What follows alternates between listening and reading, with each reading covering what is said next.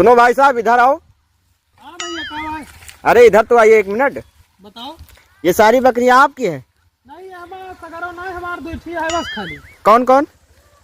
एक थी वो काली वाली, अच्छा और एक थी वो सफेद वाली।